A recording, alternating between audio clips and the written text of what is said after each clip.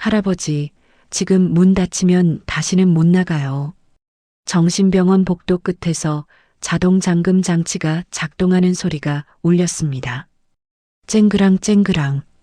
그 소리와 함께 한 남자의 인생도 함께 잠겨버렸습니다. 78세 재벌 회장. 그리고 그를 가둔 사람들 다름 아닌 그의 자식들이었습니다.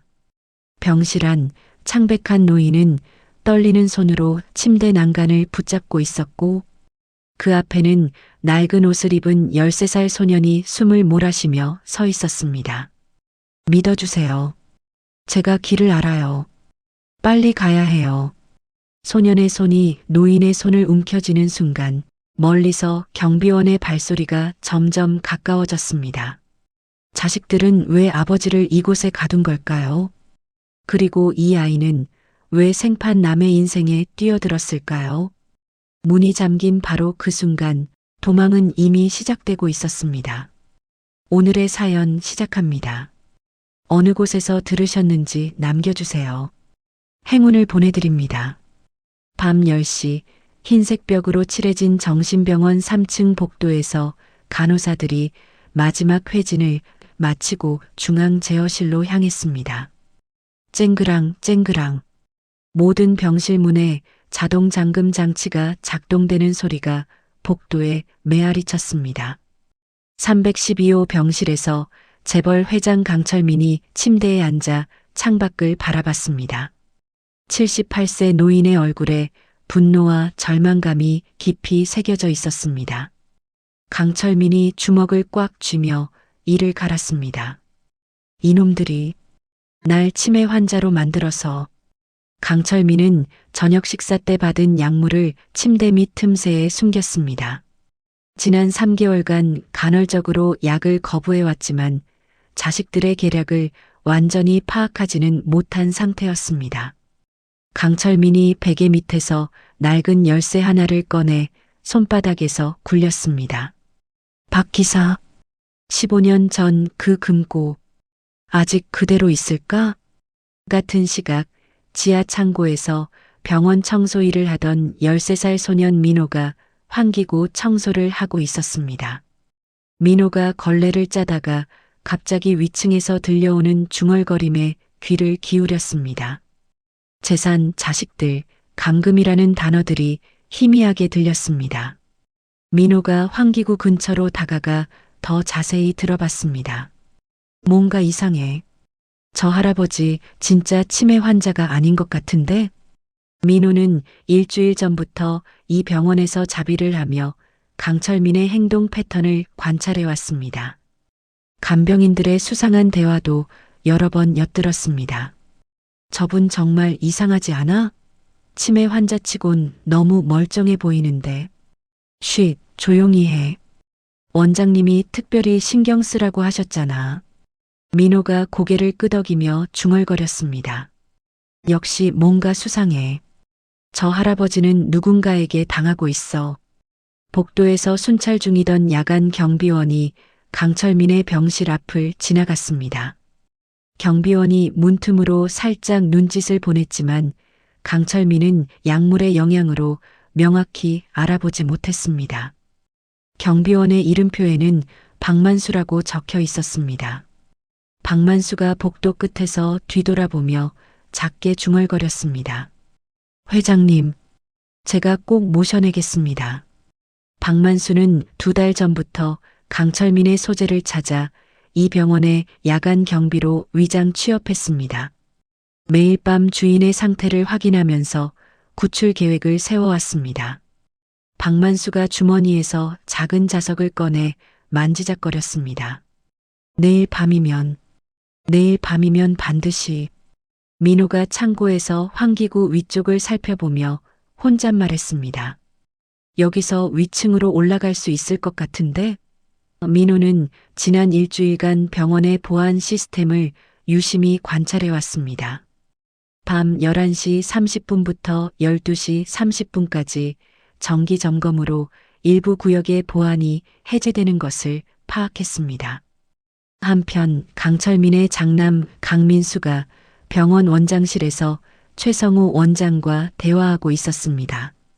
강민수가 책상을 두드리며 압박했습니다. 원장님, 아버지 치료를 최소 6개월은 더 연장해야 합니다. 최성우가 고개를 끄덕이며 대답했습니다. 알겠습니다. 법원 절차상 그 정도는 충분히 가능합니다. 강민수가 봉투를 책상 위에 밀며 말했습니다. 연구비 지원은 계속될 테니까 걱정 마세요. 최성우가 봉투를 서랍에 넣으며 답했습니다. 면회객 명단도 계속 철저히 통제하겠습니다. 차녀 강은주가 자신의 사무실에서 SNS에 글을 올리고 있었습니다. 아버지의 안타까운 상황을 보며 효도의 참의미를 생각해 봅니다. 은주가 휴대폰을 내려놓으며 미소를 지었습니다. 이렇게 하면 외부 의혹도 차단되고 효녀 이미지도 유지되지. 은주가 전화를 걸어 유명 인플루언서에게 말했습니다. 노인 치매 케어에 대한 캠페인 함께 해주세요. 좋은 취지잖아요. 밤 11시 20분 민호가 환기구 청소를 핑계로 3층으로 올라갔습니다. 민호가 복도 CCTV의 사각지대를 확인하며 신중하게 움직였습니다. 간병인들의 순찰 패턴도 정밀하게 분석했습니다. 10분마다 한 바퀴씩 돌고 엘리베이터 앞에서 3분 정도 쉬고 밤 11시 35분 보안 시스템 점검이 시작됐습니다. 민호가 환기구를 통해 강철민의 병실로 들어갔습니다. 민호가 강철민에게 다가가며 급하게 속삭였습니다. 할아버지, 지금 안 나가면 진짜 죽어요. 강철민이 놀라서 민호를 바라봤습니다. 소년의 절박한 표정에서 마지막 희망을 봤습니다. 강철민이 떨리는 손을 내밀었습니다. 너는 누구냐? 민호가 강철민의 손을 잡으며 말했습니다. 설명은 나중에 하고 지금 당장 나가야 해요. 강철민이 침대에서 일어서며 중얼거렸습니다. 정말 나갈 수 있는 건가? 민호가 고개를 끄덕이며 답했습니다. 제가 길을 찾아뒀어요. 저를 믿고 따라오세요. 두 사람이 민호가 미리 파악해둔 지하 창고의 화재 비상구를 통해 병원을 빠져나왔습니다. 강철민이 갑작스러운 운동으로 인해 숨을 헐떡이며 가슴을 움켜쥐었습니다. 어지러워. 민호가 급히 강철민을 부축하며 걱정스러운 목소리로 말했습니다. 할아버지, 괜찮으세요? 조금만 더 버티세요. 강철민이 벽에 기대어 서서 심장약을 찾았습니다. 떨리는 손으로 호주머니를 뒤져 알약을 꺼내 입에 넣었습니다. 이런, 몸이 이렇게 약해졌나? 민호가 강철민의 어깨를 잡으며 다독였습니다. 천천히 하세요. 우리 시간 많아요. 하지만 병원에서 800m 떨어진 폐공장까지 가는 길이 만만치 않았습니다. 강철민이 100m도 걷지 못해 다시 멈춰 서야 했습니다. 민호가 불안한 표정을 감추며 격려했습니다. 조금씩만 가요. 제가 계속 도와드릴게요. 3번의 휴식을 거쳐 폐공장 창고에 도착했습니다. 민호가 강철민을 구석진 곳에 앉게 한 후 주위를 살폈습니다. 여긴 안전해요. 아무도 오지 않거든요. 강철민이 민호를 바라보며 고마운 마음을 전했습니다. 고맙다. 정말 고맙다, 얘야. 민호가 강철민 옆에 앉으며 말했습니다. 할아버지도 저처럼 버림받은 거죠? 강철민이 고개를 끄덕이며 쓴웃음을 지었습니다.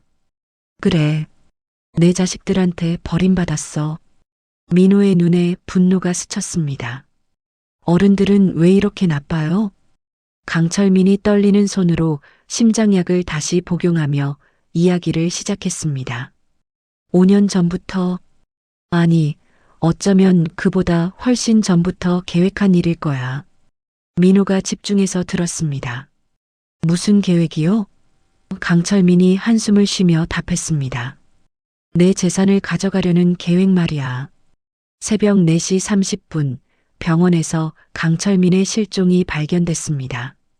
간병인이 비어있는 침대를 보며 소리쳤습니다. 312호 환자가 없어요. 다른 간병인이 황급히 달려와 확인했습니다. 정말이네요. 어떻게 된 거예요? 간병팀장이 급히 CCTV실로 달려갔습니다. 어젯밤 11시부터 12시까지 영상 확인해 주세요. 하지만 CCTV 담당자가 고개를 저었습니다. 11시 30분부터 12시 30분까지는 정기점검 오류로 복구가 안 돼요. 박만수가 새벽 순찰을 돌며 미리 준비해둔 자석으로 화재 비상구의 자동 잠금 장치를 무력화시켰습니다. 점검 시간을 이용해 핵심 CCTV 영상을 물리적으로 손상시켜 증거를 인멸했습니다. 박만수가 작업을 마치며 중얼거렸습니다. 이제 시작이야. 회장님, 오전 6시 강민수가 병원 원장의 긴급 전화를 받고 급히 도착했습니다. 강민수가 최성호에게 화를 내며 소리쳤습니다. 어떻게 된 일이에요? 환자가 사라졌다고요? 최성호가 식은땀을 흘리며 답했습니다. 보안에 문제가 생긴 것 같습니다. 강민수가 보안 책임자를 불러 압박했습니다. 당장 조용히 해결하세요. 언론에 알려지면 큰일 나요. 보안 책임자가 고개를 끄덕이며 답했습니다. 사설탐정팀을 동원해서 찾아보겠습니다. 강민수가 자신의 인맥을 총동원하기 시작했습니다. 사설탐정 3개 팀, 경비회사 직원들, 지역 조폭 조직까지 연락했습니다. 반경 50km 내에서 찾아내세요. 돈은 얼마든지 줄게요. 은주가 언론사 PD에게 전화를 걸었습니다. 혹시 모르니까 준비해둬요. 치매 환자 실종 건으로. PD가 관심을 보이며 물었습니다. 어떤 각도로 접근할까요? 은주가 계산된 목소리로 답했습니다. 순진한 청소년이 할아버지를 도운 훈훈한 이야기로 포장하면 돼요. 폐공장에서 하룻밤을 보낸 강철민이 새벽 햇살을 받으며 기억을 더듬었습니다. 박 기사, 15년 전 그 금고에. 민호가 궁금해하며 물었습니다. 무슨 금고요? 강철민이 눈을 감으며 회상했습니다. 내 자식들이 얼마나 나쁜 놈들인지 보여주는 증거들이 들어있어. 민호가 놀라며 강철민을 바라봤습니다. 진짜요? 그런 가족이 있어요? 강철민이 쓴웃음을 지으며 고개를 끄덕였습니다. 세상엔 내가 상상도 못할 일들이 많단다. 민호가 주먹을 쥐며 다짐했습니다. 그럼 제가 할아버지를 꼭 지켜드릴게요. 오전 8시 박만수가 야간 근무를 마치고 사복으로 갈아입었습니다. 폐공장 주변을 정찰하던 중 2사람을 발견했습니다. 박만수가 15년 만에 재회한 강철민을 확인하며 눈물을 흘렸습니다. 회장님, 정말 회장님이시군요. 강철민이 박만수를 알아보며 감격했습니다. 박 기사, 정말 박 기사구나. 박만수가 무릎을 꿇으며 사과했습니다. 15년 동안 찾아다녔습니다. 늦어서 죄송합니다. 강철민이 박만수의 손을 잡으며 말했습니다. 고생했어. 정말 고생 많이 했어. 박만수가 급한 상황임을 알리며 말했습니다. 금고 열쇠와 함께 핸드폰에 저장해둔 추가 증거들도 있습니다. 민호가 신기해하며 물었습니다. 15년 동안 계속 모으신 거예요? 박만수가 고개를 끄덕이며 답했습니다. 주인님의 복귀를 기다리며 자식들을 계속 지켜봤습니다. 3사람이 감격의 재회를 나누는 사이 멀리서 엔진 소리가 들렸습니다. 박만수가 긴장하며 일어섰습니다. 수색팀이 오고 있습니다. 빨리 이동해야 해요. 강철민이 떨리는 다리로 일어서며 말했습니다. 어디로 가지? 박만수가 차 열쇠를 꺼내며 답했습니다. 제 차로 더 안전한 곳으로 가겠습니다. 3사람이 박만수의 낡은 승합차로 도심에서 60km 떨어진 컨테이너 창고 지역으로 이동했습니다. 강민수가 고용한 수색팀들이 경찰과 협력하여 주요 도로에 검문소를 설치하기 시작했습니다. 박만수가 우회도로로 핸들을 돌리며 말했습니다. 검문을 피해서 가야겠습니다. 박만수가 15년 전을 회상하며 운전했습니다.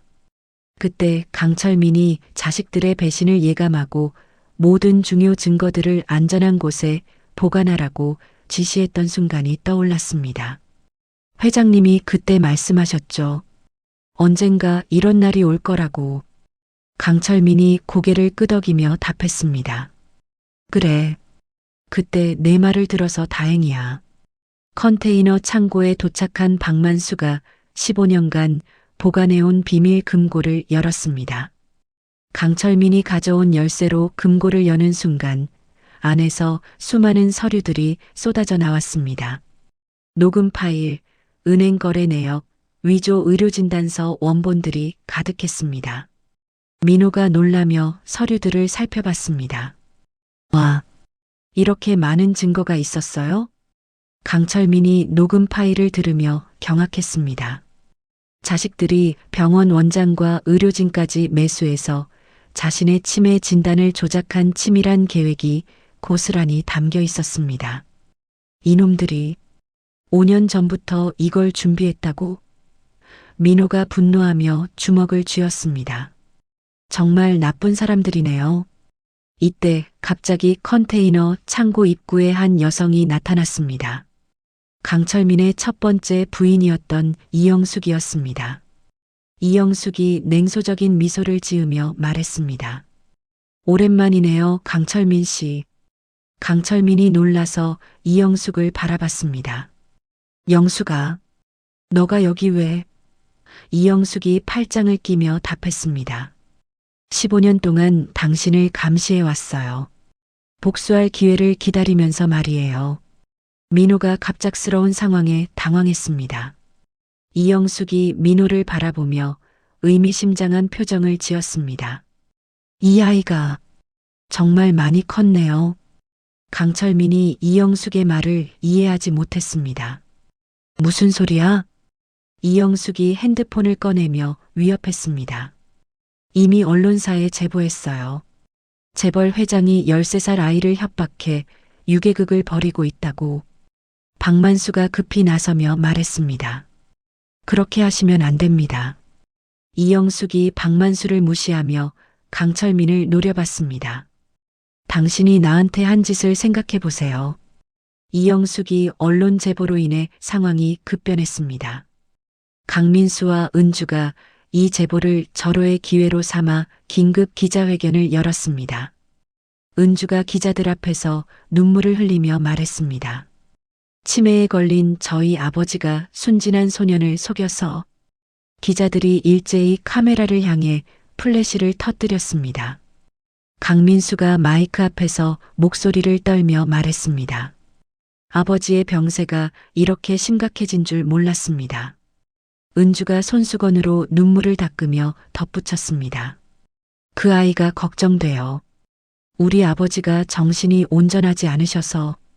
민호가 컨테이너 창고에서 휴대폰으로 뉴스를 보며 분노했습니다. 자신이 불쌍한 피해자로 묘사되는 모습에 주먹을 떨었습니다. 이게 뭐예요? 제가 피해자라고요? 강철민도 자식들의 배신이 이 정도까지일 줄 몰랐다며 절망했습니다. 이제 정말 끝이구나. 박만수가 두 사람을 격려하며 말했습니다. 아직 포기하지 마세요. 반격할 방법이 있습니다. 민호가 희망을 품으며 물었습니다. 정말이요? 박만수가 고개를 끄덕이며 답했습니다. 우리에게는 진실이 있잖아요. 경찰과 언론, 시민 제보까지 총동원된 대규모 수색 작업이 전국적으로 확산됐습니다. 컨테이너 창고 주변에도 헬기와 수색팀들이 접근하기 시작했습니다. 헬기 소음이 점점 가까워졌습니다. 박만수가 긴장하며 창고 입구를 확인했습니다. 포위망이 좁혀지고 있어요. 강철민이 갑작스럽게 가슴을 움켜쥐며 쓰러졌습니다. 며칠간의 극심한 스트레스와 장기간 투여된 정신과 약물의 부작용이 나타났습니다. 민호가 급히 강철민을 부축하며 소리쳤습니다. 할아버지, 할아버지. 민호가 119에 신고하려고 전화기를 집어들었습니다. 자신들의 위치가 노출되고 체포될 것을 알면서도 망설이지 않았습니다. 여보세요, 응급환자가. 박만수가 민호의 손을 잡으며 말했습니다. 잠깐만요. 다른 방법이 있어요. 박만수가 급히 설명했습니다. 제 옛 동료 중에 시골에서 개인 의원을 운영하는 의사가 있어요. 민호가 절망적인 표정으로 물었습니다. 그분이 도와주실까요? 박만수가 승합차 시동을 걸며 답했습니다. 15년 전 회장님을 잘 아는 분이에요. 비밀리에 치료받을 수 있어요. 다음 날 새벽 박만수의 동료 의사인 김태석의 시골 개인 의원에서 강철민이 응급 처치를 받으며 의식을 되찾았습니다. 민호가 밤새 침대 옆을 지키며 처음으로 누군가를 위해 간절히 빌었던 자신을 발견했습니다. 할아버지, 제발 괜찮아지세요. 김태석이 청진기를 목에 걸며 안도의 표정을 지었습니다. 다행히 큰 위험은 넘겼어요. 김태석은 15년 전 박만수와 함께 강철민의 회사 의무실에서 일했던 동료였습니다. 강철민의 건강 상태와 체질을 누구보다 잘 알고 있어 정확한 응급 처치와 약물 투여가 가능했습니다. 김태석이 검사 결과를 보며 놀란 표정을 지었습니다. 이게 대체 무슨 약물인가요? 김태석이 강철민의 상태를 정밀 진단한 결과 충격적인 사실이 드러났습니다.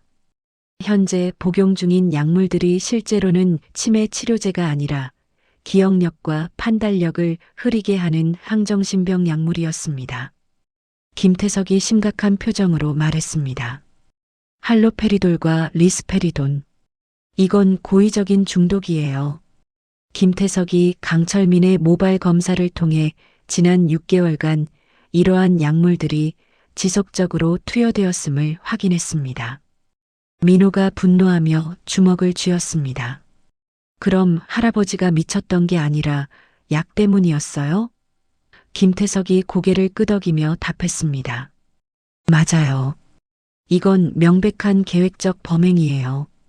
강철민이 약물의 영향에서 서서히 벗어나기 시작하면서 과거 기억들이 선명하게 돌아왔습니다. 특히 15년 전 첫 번째 부인 이영숙이 임신한 상태에서 헤어질 때의 상황과 그때의 죄책감이 생생하게 되살아났습니다. 강철민이 김태석에게 고백했습니다. 그때 영숙이가 임신 5개월이었어. 강철민이 계속해서 말했습니다. 경영상 위기 때문에 가정을 포기하고 사업에만 몰두했지. 평생 후회하며 살았어. 김태석이 강철민의 어깨를 두드리며 위로했습니다. 그때는 어쩔 수 없었던 상황이었잖아요. 이때 민호가 낡은 배낭에서 개인 서류를 정리하던 중 출생신고서가 바닥에 떨어졌습니다. 강철민이 그 서류를 보고 경악했습니다. 민호의 어머니 이름이 이영숙이고 출생일자가 15년 전임을 확인했습니다. 설마 그럴 리가. 민호가 처음에는 이 사실을 믿지 못하며 혼란스러워했습니다. 무슨 소리예요? 제 엄마가 누구인지는 제가 알아요. 강철민이 민호의 어머니의 외모와 성격을 정확히 기억해냈습니다. 키가 작고 왼쪽 볼에 작은 점이 있고 자장가를 자주 불러줬지? 김태석이 두 사람의 혈액을 채취해 대학병원 지인에게 의뢰한 신속 DNA 검사를 실시했습니다. 48시간 후 결과가 나왔습니다. 김태석이 검사 결과를 들고 와서 말했습니다. 민호 군이 강철민 회장님의 친아들이 맞습니다. 강철민이 눈물을 흘리며 민호에게 사과했습니다. 미안하다. 정말 미안해. 아빠가 너를 버려서. 민호 역시 처음에는 아버지에 대한 원망과 분노를 드러냈습니다. 왜 엄마랑 저를 버리셨어요? 강철민이 무릎을 꿇으며 답했습니다. 사업 성공에만 몰두하느라 가족을 버린 죄를 평생 후회했단다. 민호가 15년간 품어왔던 아버지에 대한 그리움을 인정하기 시작했습니다. 강철민이 진심으로 후회하며 자신을 목숨 걸고 지키려는 모습을 보며 서로를 받아들이기로 결심했습니다. 민호가 강철민의 손을 잡으며 말했습니다.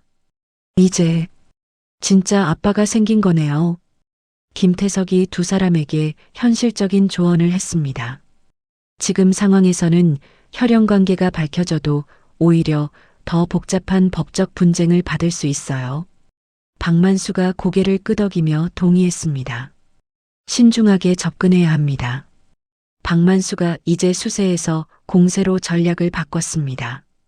강민수와 은주의 범죄 증거를 체계적으로 정리하고 15년간 수집한 모든 자료를 토대로 신뢰할 만한 언론인과 변호사를 섭외하기 시작했습니다. 박만수가 전화를 걸며 말했습니다. 이제 반격할 시간입니다. 민호가 강철민에게 그동안 거리에서 살아남기 위해 터득한 생존 기술들을 가르쳐 주었습니다. 사람들의 거짓말을 간파하는 방법들도 알려주었습니다. 강철민이 신기해하며 말했습니다. 내가 이런 걸 혼자 배웠다니. 민호가 미소를 지으며 답했습니다. 이제 아빠가 있으니까 더 이상 혼자가 아니에요. 한편 강민수와 은주는 아버지를 찾지 못해 초조해하며 수색 범위를 전국으로 확대했습니다. 유괴 피해 아동 민호에 대한 전국적인 수배령까지 내려 사회 전체의 관심을 끌어 압박의 강도를 극도로 높였습니다. 은주가 기자들에게 말했습니다. 그 아이가 정말 걱정돼요. 하루빨리 찾아야 해요. 일주일 후 박만수가 신뢰하는 탐사보도 전문 기자와 인권 변호사를 섭외하여 기자회견을 준비했습니다. 강철민이 직접 나서 자식들의 범죄를 상세히 폭로하기로 결심했습니다. 강철민이 거울 앞에서 넥타이를 매며 말했습니다. 이제 진실을 밝힐 때가 됐어.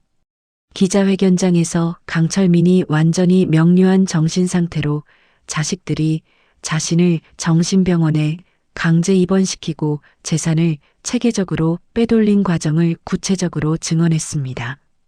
기자들이 놀라며 카메라를 향해 플래시를 터뜨렸습니다. 강철민이 마이크 앞에서 단호하게 말했습니다. 제가 치매 환자라고요? 지금 제 모습을 보세요. 민호가 기자회견장에서 강철민을 아버지라고 부르며 DNA 검사 결과를 공개했습니다. 그동안 거리에서 겪었던 고통스러운 경험들을 담담히 증언하면서 진정한 가족이 혈연이 아닌 사랑으로 만들어진다고 역설했습니다. 민호가 눈물을 글썽이며 말했습니다. 15년 만에 아빠를 찾았어요. 혈연보다 더 소중한 건 마음이에요. 김태석이 의학 전문가로서 강철민에게 투여된 약물들의 성분과 부작용을 상세히 설명했습니다.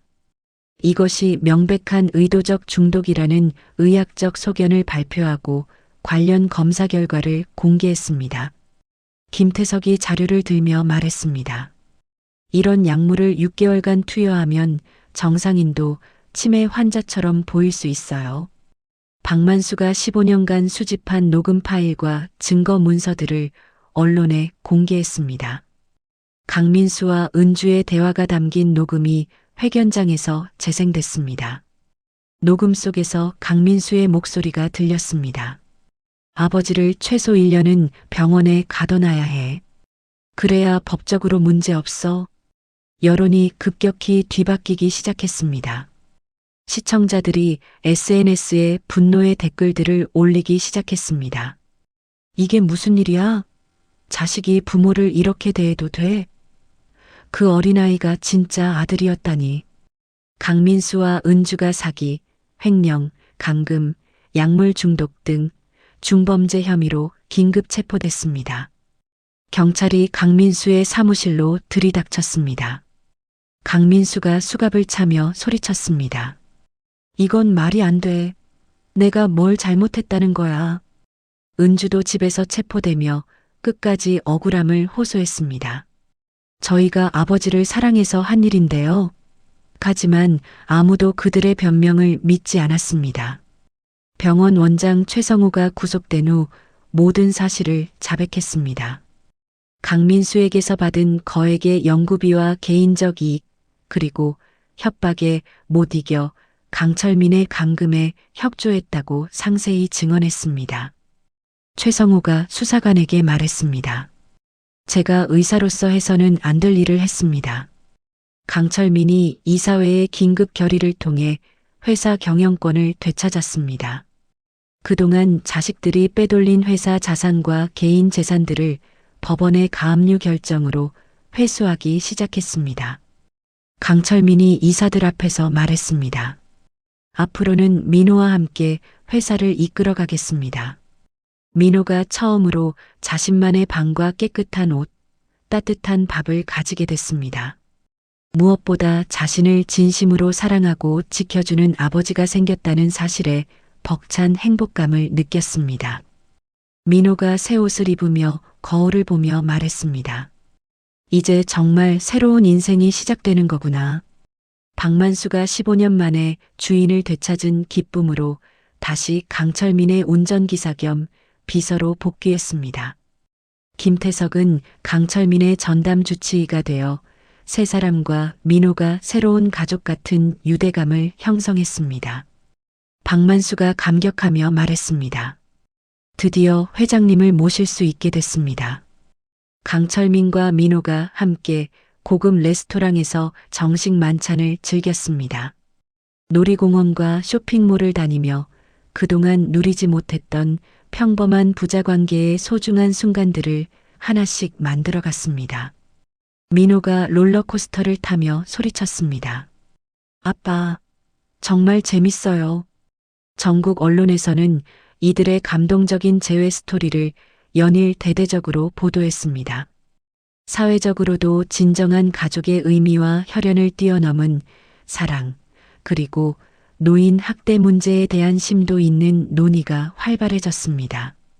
뉴스 앵커가 말했습니다. 이번 사건은 우리 사회에 많은 것을 생각하게 합니다. 강철민이 그동안 냉정하고 비정했던 사업가의 모습을 완전히 버리고 자선사업과 사회 환원에 적극 나섰습니다.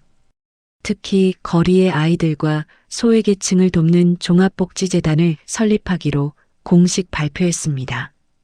강철민이 기자들에게 말했습니다. 이제 남은 인생은 사회를 위해 쓰겠습니다. 강철민과 민호가 평화롭고 행복한 일상을 보내던 중 강철민이 갑작스러운 극심한 두통과 어지러움을 호소하며 의식을 잃고 쓰러졌습니다. 민호가 급히 강철민을 부축하며 소리쳤습니다. 아빠, 아빠, 정신 차리세요. 박만수가 119에 신고하며 다급하게 말했습니다. 응급환자 발생했습니다. 빨리 와주세요. 응급실에서 정밀 검사를 받은 결과 뇌종양이 발견되어 즉시 수술이 필요한 위험한 상태임이 밝혀졌습니다. 담당 뇌외과 전문의가 심각한 표정으로 설명했습니다. 종양이 2년 전부터 서서히 자라기 시작한 것으로 추정됩니다. 민호가 떨리는 목소리로 물었습니다. 그럼 치료할 수 있어요? 의사가 고개를 저으며 답했습니다. 최근 몇 개월간의 극심한 스트레스와 장기간 정신과 약물 오남용이 종양의 성장을 급격히 촉진시킨 것 같습니다. 김태석이 의료진과 상의하며 안타까워했습니다. 그동안 겪은 일들이 모두 독이 되었군요. 담당 뇌외과 전문의가 수술에 대해 설명했습니다. 종양의 위치가 뇌의 핵심 부위에 있어 수술 성공률이 35% 정도입니다. 민호가 절망하며 물었습니다. 그럼 수술해도 위험하다는 뜻이에요? 의사가 더욱 심각하게 말했습니다. 설사 수술에 성공하더라도 기억상실이나 인지기능 저하, 언어장애 등의 심각한 후유증이 남을 가능성이 70% 이상입니다. 민호가 이제 막 찾은 아버지를 다시 잃을 수도 있다는 극도의 공포와 절망감에 휩싸였습니다. 병원 복도에서 혼자 오열하는 민호를 박만수와 김태석이 함께 위로했습니다. 박만수가 민호의 어깨를 두드리며 말했습니다. 포기하지 마세요. 회장님은 강한 분이에요. 김태석이 서울대병원과 삼성서울병원 등 여러 대학병원의 저명한 뇌외과 전문의들과 긴급 화상회의를 했습니다. 하지만 모든 의사들이 비관적인 예후를 전망하며 수술 외에는 대안이 없다고 결론을 내렸습니다. 김태석이 화상회의를 마치고 나와서 말했습니다.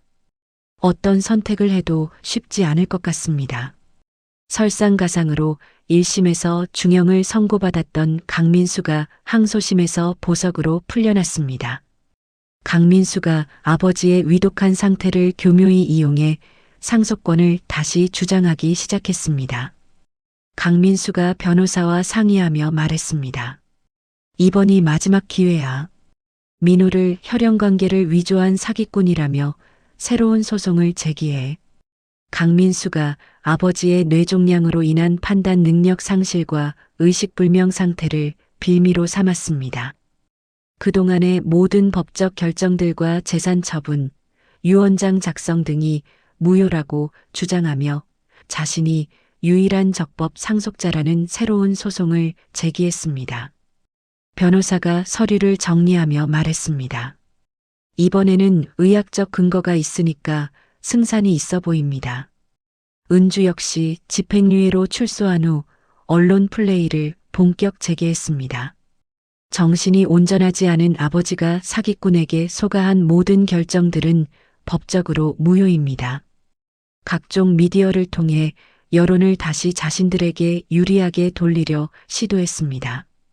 은주가 의료계 전문가들과 법조계 인사들을 매수하여 강철민의 과거 정신 상태와 현재 판단 능력에 대한 반박 의견서를 제출하게 했습니다. SNS와 유튜브를 통해 민호를 다시 의심스럽고 위험한 인물로 몰아가는 체계적인 여론 조작을 시작했습니다. 은주가 인플루언서에게 말했습니다. 그 아이가 정말 순수한 피해자일까요? 뭔가 의심스럽지 않나요? 강철민이 수술 전날 밤 의식이 있는 동안 민호에게 모든 재산과 회사 지분을 정식으로 유언장에 남기겠다고 말했습니다. 하지만 민호는 돈이나 재산보다는 아버지가 건강하게 살아만 주었으면 좋겠다며 눈물로 간절히 호소했습니다. 민호가 강철민의 손을 잡으며 말했습니다. 재산은 필요 없어요. 아빠만 살아주세요. 수술 당일 오전 민호가 수술실 밖에서 무려 14시간을 꼼짝없이 기다리며 간절히 기도했습니다. 박만수와 김태석 그리고 병원 의료진들도 함께 지켜보는 가운데 강철민의 생사를 가르는 극도의 긴장감이 병원 전체를 감쌌습니다. 민호가 수술실 문을 바라보며 중얼거렸습니다. 제발 무사히. 의식불명 상태 6일째, 의사들과 가족들이 모두 포기하려던 순간이었습니다. 민호가 강철민에게 처음 정신병원 창고에서 만났던 그날 밤의 탈출 이야기를 생생하게 들려줬습니다.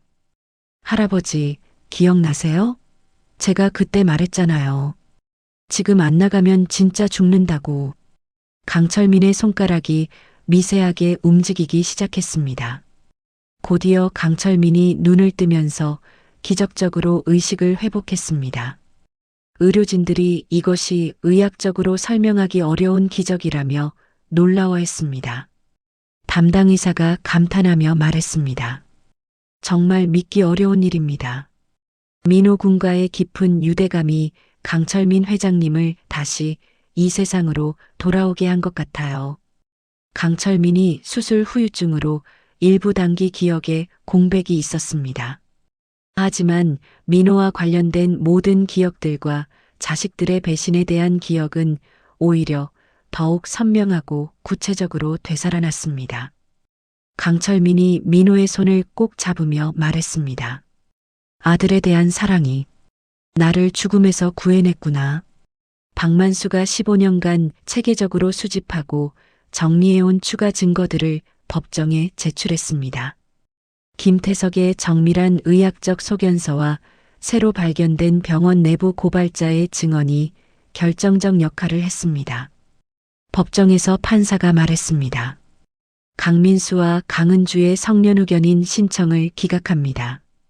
박만수가 30년간의 변함없는 충성심으로 강철민을 위해 모든 증거를 완벽하게 보관해왔을 뿐만 아니라 자식들의 추가 범행과 여론 조작 과정도 미리 예상하여 결정적 증거들을 추가로 확보해왔습니다.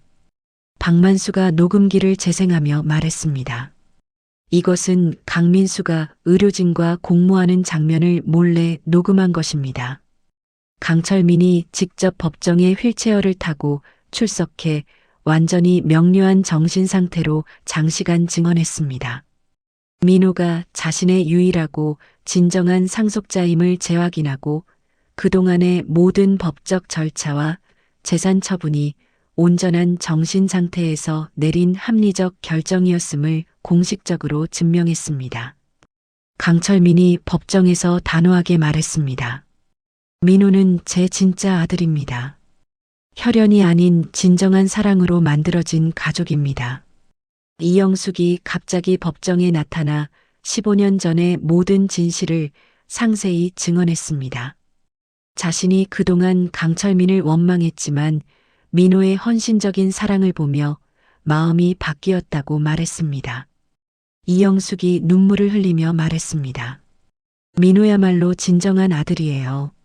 제가 늦었지만 진실을 말하는 것이 이 아이들에 대한 마지막 예의라고 생각해요. 이영숙이 또한 그동안 강민수와 은주가 자신을 이용해 강철민을 함정에 빠뜨리려 했던 사실과 민호를 이용한 여론 조작 계획까지 모두 폭로했습니다. 검사가 이영숙에게 물었습니다. 왜 이제서야 진실을 말씀하시는 건가요? 이영숙이 민호를 바라보며 답했습니다. 저 아이의 순수함을 보고 제 마음이 바뀌었어요. 강민수와 은주가 새로 추가된 여론 조작, 증거인멸, 위증 등의 혐의까지 포함하여 최종적으로 각각 12년과 10년의 중형을 선고받고 즉시 수감됐습니다. 그들이 그동안 빼돌린 모든 회사 자산과 개인 재산들도 완전히 회수되어 강철민과 민호에게 돌아왔습니다. 강민수가 법정에서 수갑을 차며 소리쳤습니다. 이건 말이 안 돼. 우리가 친자식인데. 회복 기간 동안 민호가 강철민을 밤낮 없이 정성스럽게 간병하며 재활 치료를 도왔습니다. 두 사람이 생사의 고비를 함께 넘기면서 서로에게 완전히 의지하게 되어 이전보다 훨씬 더 깊고 단단한 부자 유대감을 형성했습니다. 민호가 강철민의 다리 마사지를 해주며 말했습니다. 아빠, 이제 정말 괜찮아지실 거예요. 강철민의 건강이 90% 이상 완전히 회복되면서 회사 경영도 정상화됐습니다.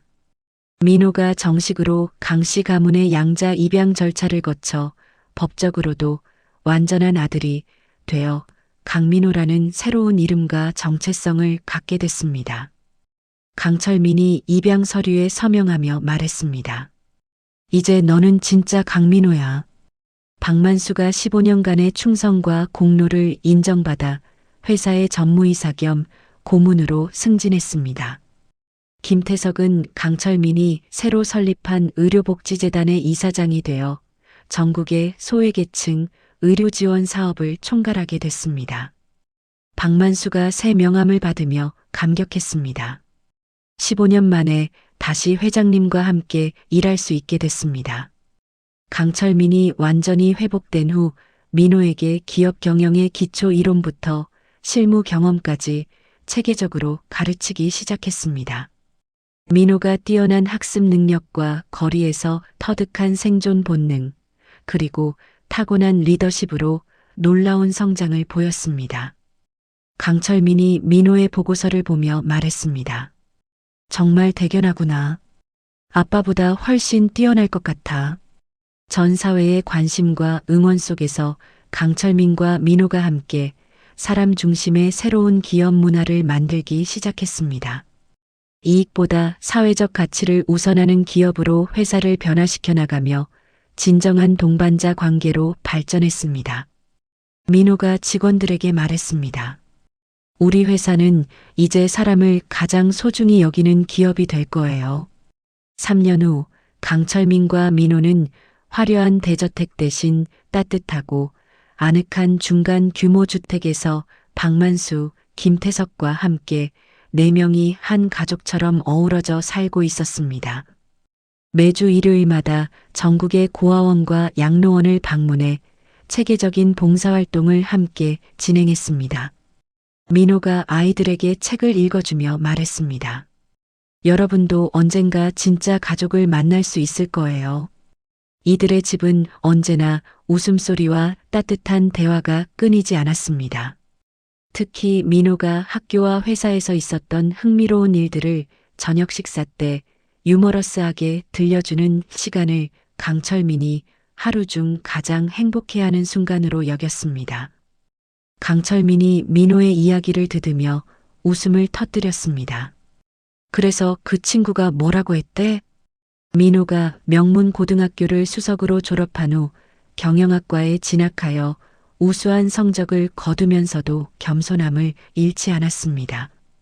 특히 어려운 환경의 친구들을 적극적으로 도우며 학생회장으로 활동하면서 탁월한 리더십을 발휘해 교수들과 동기들의 존경을 받았습니다.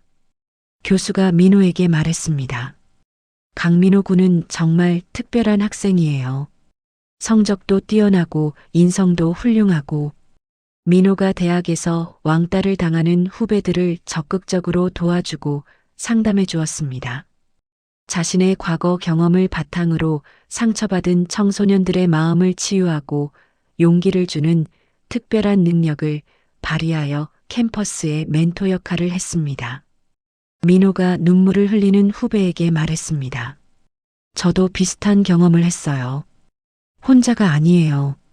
강철민이 설립한 새희망 종합복지재단이 전국 17개 시도로 확산되어 거리의 아이들, 소외계층, 독거노인을 위한 교육, 의료와 주거, 심리상담 등 종합적인 지원 사업을 성공적으로 펼치고 있었습니다.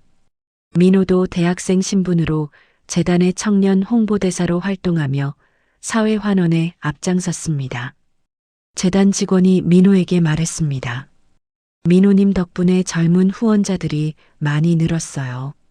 재단은 단순한 금전 지원을 넘어 일자리 창출, 직업교육, 창업 지원 등을 통한 자립 시스템을 구축하여 사회적 기업으로도 큰 성공을 거뒀습니다. 국내외 여러 기업들과 정부기관들이 벤치마킹하는 모범 사례가 됐습니다. 외국 기업 관계자가 말했습니다. 한국의 새희망재단 모델을 우리나라에도 도입하고 싶습니다. 이영숙이 재단의 주요 후원자이자 자문위원으로 적극 참여하면서 강철민과 완전히 화해했습니다. 민호에게는 따뜻하고 지혜로운 할머니 역할을 해주면서 15년간의 모든 원망과 상처를 내려놓고 진정한 가족애를 바탕으로 한 새로운 관계를 구축했습니다. 이영숙이 민호에게 말했습니다. 내 엄마가 얼마나 너를 사랑했는지 할머니가 다 기억하고 있어. 이영숙이 정기적으로 민호에게 어머니의 어린 시절 이야기와 민호를 얼마나 사랑했는지에 대한 구체적인 추억들을 들려줬습니다. 비록 어려운 환경에서 자랐지만 어머니가 마지막 순간까지 그를 위해 최선을 다했다는 사실을 전해주어 민호의 마음속 깊은 상처를 완전히 치유해 주었습니다. 민호가 이영숙의 손을 잡으며 말했습니다. 할머니, 엄마 이야기 들려주셔서 고마워요. 출소 후 진심으로 반성한 강민수와 은주가 정식으로 사과 편지를 보내고 직접 찾아와서 아버지와 민호에게 무릎을 꿇고 용서를 구했습니다. 강철민은 가족으로서 그들을 용서했지만 재산 상속과 회사 경영에서는 완전히 배제하며 명확한 선을 그었습니다. 강철민이 강민수에게 말했습니다. 용서는 하지만 신뢰는 다시 쌓아야 하는 거야.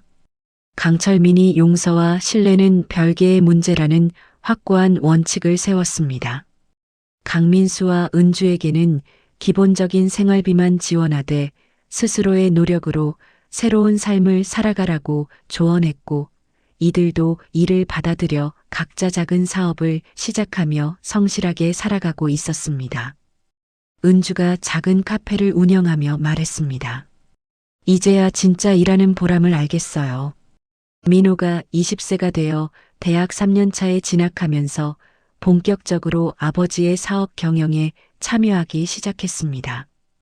회사의 사회적 책임 부문과 신사업 개발팀을 맡아 탁월한 성과를 거두며 동시에 사회적 기업가로서의 구체적인 비전과 계획을 착실히 준비해 나갔습니다. 직원들이 민호를 보며 말했습니다. 젊은 부회장님은 정말 다르세요. 우리 직원들을 진심으로 생각해 주시거든요. 어느 조용하고 평화로운 일요일 오후 정원에서 강철민과 민호가 함께 차를 마시며 그동안의 기적 같은 여정을 차근차근 되돌아봤습니다. 두 사람 모두 그날 정신병원 창고에서의 운명적인 만남이 서로의 인생에서 가장 큰 축복이었다고 고백하며 앞으로도 함께 걸어갈 희망찬 미래에 대한 꿈과 계획들을 나눴습니다. 강철민이 민호의 어깨에 손을 올리며 말했습니다. 그날 내가 나를 구해주지 않았다면. 민호가 미소를 지으며 답했습니다. 아니에요, 아빠. 아빠가 저를 구해주신 거예요. 결국 강철민 회장과 13살 소년 민호는 박만수 기사의 도움으로 병원을 탈출했고 숨겨둔 증거들로 자식들의 음모를 세상에 드러낼 수 있었습니다. 재산을 노리고 아버지를 가둔 자식들은 법의 심판을 받게 되었죠. 때로는 가장 작은 존재가 가장 큰 용기를 보여주기도 합니다. 13살 소년의 순수한 정의감이 한 노인의 인생을 구했고 진실을 밝혀냈습니다. 가족이라는 이름으로 자행되는 배신이 얼마나 잔혹한지, 그리고 진정한 인간미는 혈연관계가 아닌 마음에서 나온다는 것을 보여주는 이야기였습니다. 혈육보다 진실한 마음으로 손을 내민 이들 덕분에 강철민 회장은 다시 자유를 되찾을 수 있었습니다. 이야기를 끝까지 들어주신 분이 계시다면 잘 들었다고 댓글 하나만 남겨주세요. 어느 곳에서 들으셨는지 남겨주시면 행운을 보내드리겠습니다. 감사합니다. 할아버지, 지금 문 닫히면 다시는 못 나가요. 정신병원 복도 끝에서 자동 잠금 장치가 작동하는 소리가 울렸습니다. 쨍그랑 쨍그랑. 그 소리와 함께 한 남자의 인생도 함께 잠겨버렸습니다. 78세 재벌 회장. 그리고 그를 가둔 사람들 다름 아닌 그의 자식들이었습니다.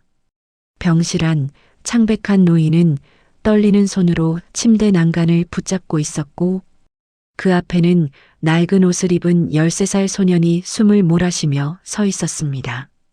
믿어주세요. 제가 길을 알아요. 빨리 가야 해요.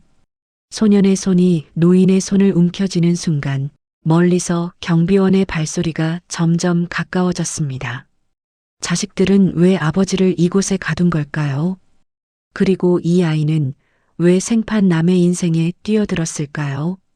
문이 잠긴 바로 그 순간 도망은 이미 시작되고 있었습니다. 오늘의 사연 시작합니다. 어느 곳에서 들으셨는지 남겨주세요. 행운을 보내드립니다. 밤 10시 흰색 벽으로 칠해진 정신병원 3층 복도에서 간호사들이 마지막 회진을 마치고 중앙 제어실로 향했습니다. 쨍그랑 쨍그랑. 모든 병실 문에 자동 잠금 장치가 작동되는 소리가 복도에 메아리 쳤습니다. 312호 병실에서 재벌 회장 강철민이 침대에 앉아 창밖을 바라봤습니다. 78세 노인의 얼굴에 분노와 절망감이 깊이 새겨져 있었습니다. 강철민이 주먹을 꽉 쥐며 이를 갈았습니다. 이놈들이 날 치매 환자로 만들어서. 강철민은 저녁 식사 때 받은 약물을 침대 밑 틈새에 숨겼습니다. 지난 3개월간 간헐적으로 약을 거부해왔지만 자식들의 계략을 완전히 파악하지는 못한 상태였습니다. 강철민이 베개 밑에서 낡은 열쇠 하나를 꺼내 손바닥에서 굴렸습니다. 박 기사, 15년 전 그 금고 아직 그대로 있을까? 같은 시각 지하 창고에서 병원 청소 일을 하던 13살 소년 민호가 환기구 청소를 하고 있었습니다. 민호가 걸레를 짜다가 갑자기 위층에서 들려오는 중얼거림에 귀를 기울였습니다. 재산, 자식들, 감금이라는 단어들이 희미하게 들렸습니다. 민호가 환기구 근처로 다가가 더 자세히 들어봤습니다. 뭔가 이상해. 저 할아버지 진짜 치매 환자가 아닌 것 같은데? 민호는 일주일 전부터 이 병원에서 자비를 하며 강철민의 행동 패턴을 관찰해 왔습니다. 간병인들의 수상한 대화도 여러 번 엿들었습니다. 저분 정말 이상하지 않아? 치매 환자치곤 너무 멀쩡해 보이는데. 쉿, 조용히 해. 원장님이 특별히 신경 쓰라고 하셨잖아. 민호가 고개를 끄덕이며 중얼거렸습니다. 역시 뭔가 수상해. 저 할아버지는 누군가에게 당하고 있어. 복도에서 순찰 중이던 야간 경비원이 강철민의 병실 앞을 지나갔습니다. 경비원이 문틈으로 살짝 눈짓을 보냈지만 강철민은 약물의 영향으로 명확히 알아보지 못했습니다. 경비원의 이름표에는 박만수라고 적혀 있었습니다. 박만수가 복도 끝에서 뒤돌아보며 작게 중얼거렸습니다.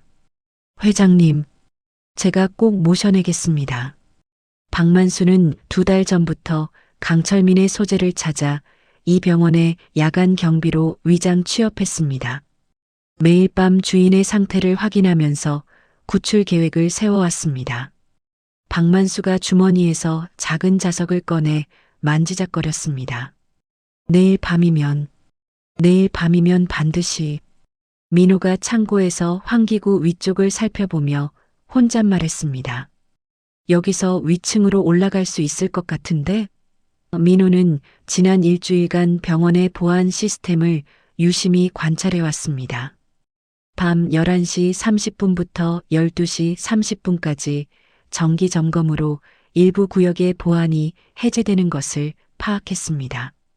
한편 강철민의 장남 강민수가 병원 원장실에서 최성우 원장과 대화하고 있었습니다. 강민수가 책상을 두드리며 압박했습니다. 원장님, 아버지 치료를 최소 6개월은 더 연장해야 합니다. 최성우가 고개를 끄덕이며 대답했습니다. 알겠습니다. 법원 절차상 그 정도는 충분히 가능합니다. 강민수가 봉투를 책상 위에 밀며 말했습니다. 연구비 지원은 계속될 테니까 걱정 마세요. 최성우가 봉투를 서랍에 넣으며 답했습니다. 면회객 명단도 계속 철저히 통제하겠습니다. 차녀 강은주가 자신의 사무실에서 SNS에 글을 올리고 있었습니다.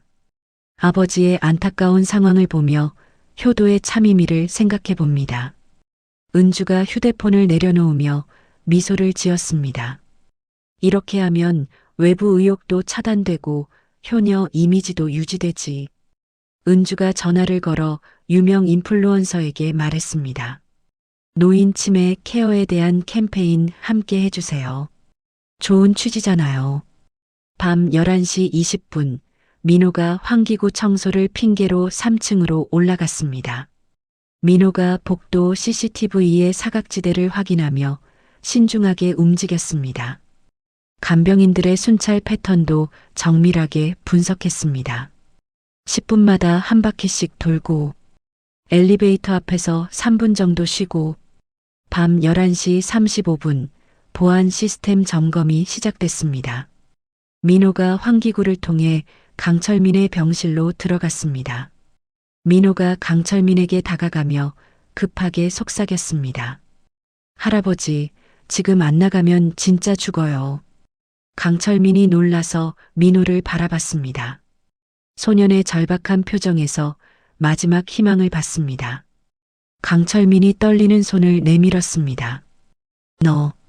너는 누구냐? 민호가 강철민의 손을 잡으며 말했습니다. 설명은 나중에 하고 지금 당장 나가야 해요. 강철민이 침대에서 일어서며 중얼거렸습니다. 정말 나갈 수 있는 건가? 민호가 고개를 끄덕이며 답했습니다. 제가 길을 찾아뒀어요. 저를 믿고 따라오세요.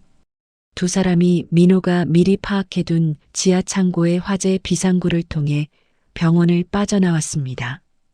강철민이 갑작스러운 운동으로 인해 숨을 헐떡이며 가슴을 움켜쥐었습니다. 어지러워. 민호가 급히 강철민을 부축하며 걱정스러운 목소리로 말했습니다. 할아버지, 괜찮으세요? 조금만 더 버티세요. 강철민이 벽에 기대어 서서 심장약을 찾았습니다. 떨리는 손으로 호주머니를 뒤져 알약을 꺼내 입에 넣었습니다. 이런, 몸이 이렇게 약해졌나?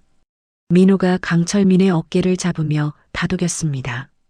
천천히 하세요. 우리 시간 많아요.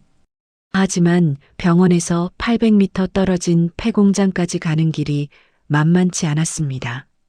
강철민이 100m도 걷지 못해 다시 멈춰 서야 했습니다. 민호가 불안한 표정을 감추며 격려했습니다. 조금씩만 가요. 제가 계속 도와드릴게요. 3번의 휴식을 거쳐 폐공장 창고에 도착했습니다. 민호가 강철민을 구석진 곳에 앉게 한 후 주위를 살폈습니다. 여긴 안전해요. 아무도 오지 않거든요. 강철민이 민호를 바라보며 고마운 마음을 전했습니다. 고맙다. 정말 고맙다, 얘야. 민호가 강철민 옆에 앉으며 말했습니다. 할아버지도 저처럼 버림받은 거죠? 강철민이 고개를 끄덕이며 쓴웃음을 지었습니다. 그래, 내 자식들한테 버림받았어. 민호의 눈에 분노가 스쳤습니다. 어른들은 왜 이렇게 나빠요? 강철민이 떨리는 손으로 심장약을 다시 복용하며 이야기를 시작했습니다. 5년 전부터, 아니, 어쩌면 그보다 훨씬 전부터 계획한 일일 거야. 민호가 집중해서 들었습니다. 무슨 계획이요? 강철민이 한숨을 쉬며 답했습니다. 내 재산을 가져가려는 계획 말이야. 새벽 4시 30분 병원에서 강철민의 실종이 발견됐습니다. 간병인이 비어있는 침대를 보며 소리쳤습니다. 312호 환자가 없어요.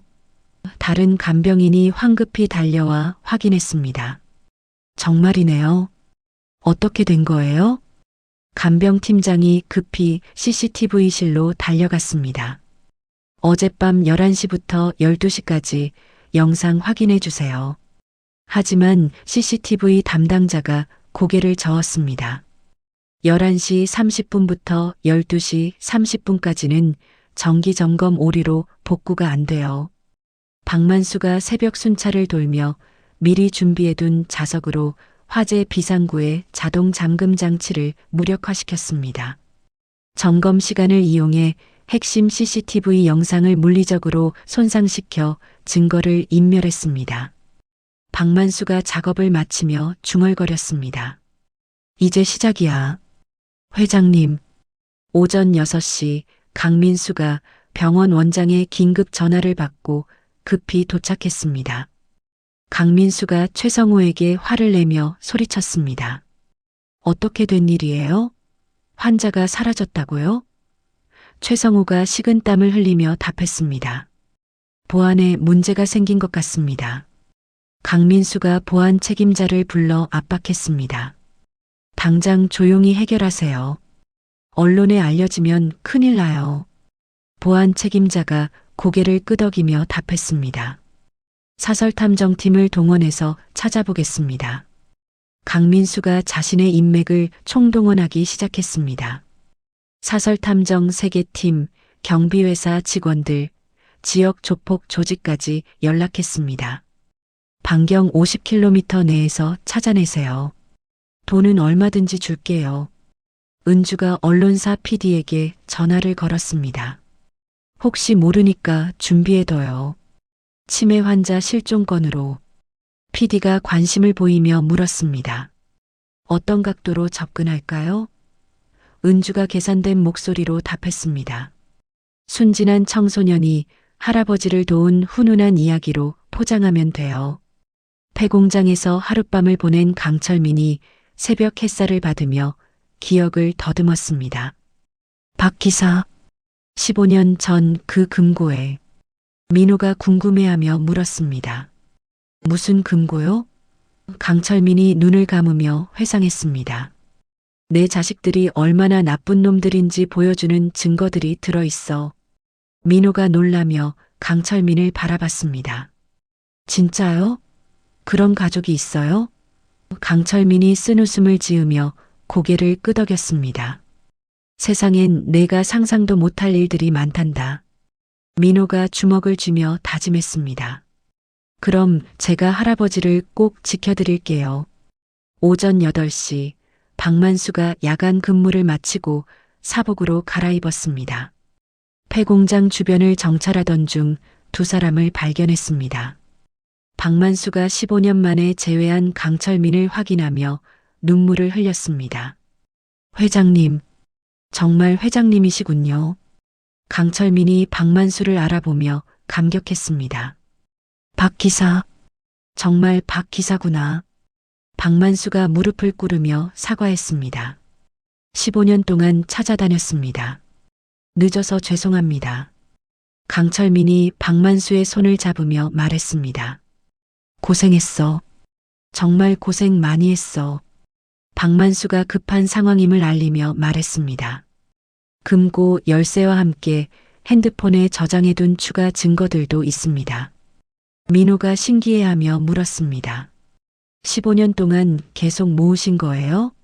박만수가 고개를 끄덕이며 답했습니다. 주인님의 복귀를 기다리며 자식들을 계속 지켜봤습니다. 3사람이 감격의 재회를 나누는 사이 멀리서 엔진 소리가 들렸습니다. 박만수가 긴장하며 일어섰습니다. 수색팀이 오고 있습니다. 빨리 이동해야 해요. 강철민이 떨리는 다리로 일어서며 말했습니다. 어디로 가지? 박만수가 차 열쇠를 꺼내며 답했습니다. 제 차로 더 안전한 곳으로 가겠습니다. 3사람이 박만수의 낡은 승합차로 도심에서 60km 떨어진 컨테이너 창고 지역으로 이동했습니다. 강민수가 고용한 수색팀들이 경찰과 협력하여 주요 도로에 검문소를 설치하기 시작했습니다. 박만수가 우회도로로 핸들을 돌리며 말했습니다. 검문을 피해서 가야겠습니다. 박만수가 15년 전을 회상하며 운전했습니다. 그때 강철민이 자식들의 배신을 예감하고 모든 중요 증거들을 안전한 곳에 보관하라고 지시했던 순간이 떠올랐습니다. 회장님이 그때 말씀하셨죠. 언젠가 이런 날이 올 거라고. 강철민이 고개를 끄덕이며 답했습니다. 그래. 그때 내 말을 들어서 다행이야. 컨테이너 창고에 도착한 박만수가 15년간 보관해온 비밀 금고를 열었습니다. 강철민이 가져온 열쇠로 금고를 여는 순간 안에서 수많은 서류들이 쏟아져 나왔습니다. 녹음 파일, 은행 거래 내역, 위조 의료진단서 원본들이 가득했습니다. 민호가 놀라며 서류들을 살펴봤습니다. 와, 이렇게 많은 증거가 있었어요? 강철민이 녹음 파일을 들으며 경악했습니다. 자식들이 병원 원장과 의료진까지 매수해서 자신의 치매 진단을 조작한 치밀한 계획이 고스란히 담겨 있었습니다.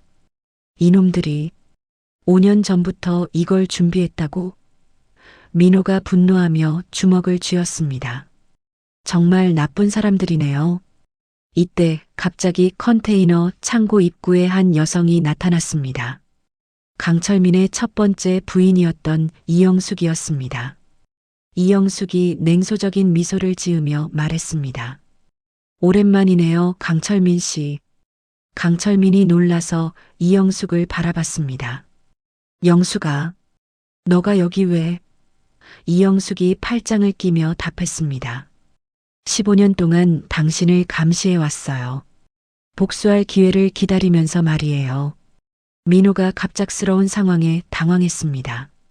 이영숙이 민호를 바라보며 의미심장한 표정을 지었습니다. 이 아이가 정말 많이 컸네요. 강철민이 이영숙의 말을 이해하지 못했습니다. 무슨 소리야?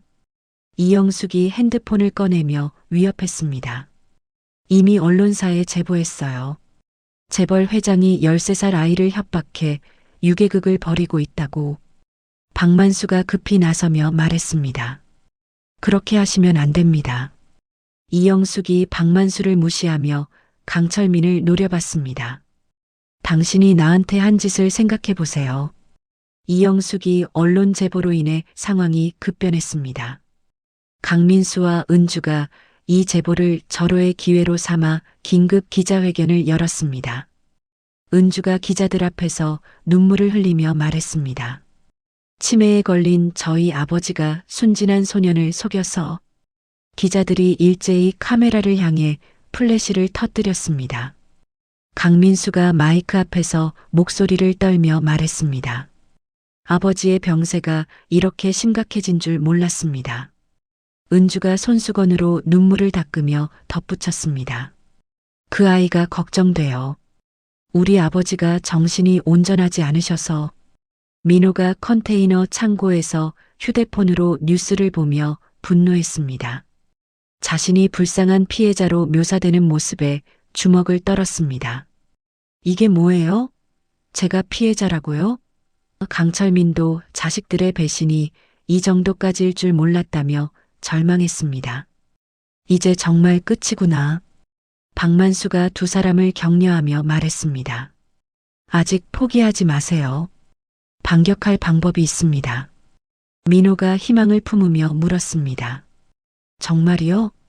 박만수가 고개를 끄덕이며 답했습니다. 우리에게는 진실이 있잖아요. 경찰과 언론, 시민 제보까지 총동원된 대규모 수색 작업이 전국적으로 확산됐습니다. 컨테이너 창고 주변에도 헬기와 수색팀들이 접근하기 시작했습니다. 헬기 소음이 점점 가까워졌습니다. 박만수가 긴장하며 창고 입구를 확인했습니다. 포위망이 좁혀지고 있어요. 강철민이 갑작스럽게 가슴을 움켜쥐며 쓰러졌습니다. 며칠간의 극심한 스트레스와 장기간 투여된 정신과 약물의 부작용이 나타났습니다. 민호가 급히 강철민을 부축하며 소리쳤습니다. 할아버지, 할아버지. 민호가 119에 신고하려고 전화기를 집어들었습니다. 자신들의 위치가 노출되고 체포될 것을 알면서도 망설이지 않았습니다. 여보세요, 응급환자가. 박만수가 민호의 손을 잡으며 말했습니다. 잠깐만요. 다른 방법이 있어요. 박만수가 급히 설명했습니다. 제 옛 동료 중에 시골에서 개인 의원을 운영하는 의사가 있어요. 민호가 절망적인 표정으로 물었습니다. 그분이 도와주실까요? 박만수가 승합차 시동을 걸며 답했습니다. 15년 전 회장님을 잘 아는 분이에요. 비밀리에 치료받을 수 있어요. 다음 날 새벽 박만수의 동료 의사인 김태석의 시골 개인 의원에서 강철민이 응급 처치를 받으며 의식을 되찾았습니다. 민호가 밤새 침대 옆을 지키며 처음으로 누군가를 위해 간절히 빌었던 자신을 발견했습니다. 할아버지, 제발 괜찮아지세요. 김태석이 청진기를 목에 걸며 안도의 표정을 지었습니다. 다행히 큰 위험은 넘겼어요. 김태석은 15년 전 박만수와 함께 강철민의 회사 의무실에서 일했던 동료였습니다. 강철민의 건강 상태와 체질을 누구보다 잘 알고 있어 정확한 응급 처치와 약물 투여가 가능했습니다. 김태석이 검사 결과를 보며 놀란 표정을 지었습니다. 이게 대체 무슨 약물인가요? 김태석이 강철민의 상태를 정밀 진단한 결과 충격적인 사실이 드러났습니다. 현재 복용 중인 약물들이 실제로는 치매 치료제가 아니라 기억력과 판단력을 흐리게 하는 항정신병 약물이었습니다. 김태석이 심각한 표정으로 말했습니다. 할로페리돌과 리스페리돈. 이건 고의적인 중독이에요. 김태석이 강철민의 모발 검사를 통해 지난 6개월간 이러한 약물들이 지속적으로 투여되었음을 확인했습니다. 민호가 분노하며 주먹을 쥐었습니다. 그럼 할아버지가 미쳤던 게 아니라 약 때문이었어요? 김태석이 고개를 끄덕이며 답했습니다. 맞아요. 이건 명백한 계획적 범행이에요. 강철민이 약물의 영향에서 서서히 벗어나기 시작하면서 과거 기억들이 선명하게 돌아왔습니다. 특히 15년 전 첫 번째 부인 이영숙이 임신한 상태에서 헤어질 때의 상황과 그때의 죄책감이 생생하게 되살아났습니다. 강철민이 김태석에게 고백했습니다. 그때 영숙이가 임신 5개월이었어. 강철민이 계속해서 말했습니다. 경영상 위기 때문에 가정을 포기하고 사업에만 몰두했지. 평생 후회하며 살았어. 김태석이 강철민의 어깨를 두드리며 위로했습니다.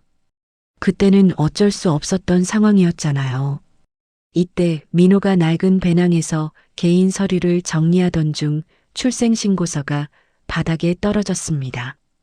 강철민이 그 서류를 보고 경악했습니다. 민호의 어머니 이름이 이영숙이고 출생일자가 15년 전임을 확인했습니다. 설마 그럴 리가.